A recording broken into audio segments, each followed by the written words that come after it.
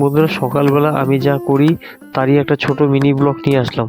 সকালবেলা ঘুম থেকে উঠে সবার প্রথমে বন্ধুদের সাথে মর্নিং ওয়ার্ক করছি।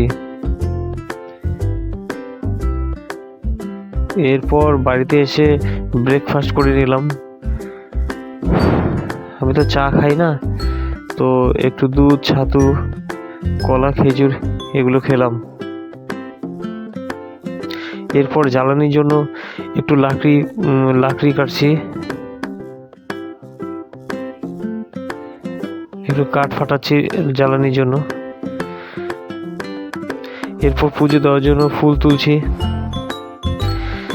তারপর ছেলেকে নিয়ে কিছুক্ষণ রাখতে হয়, সকালবেলা ওয়াইফ আর মা কাজ করে। এই ছেলে আমার দৌড়াচ্ছে। তারপর কাজে যাওয়ার জন্য রেডি হলাম, বের হয়ে গেলাম।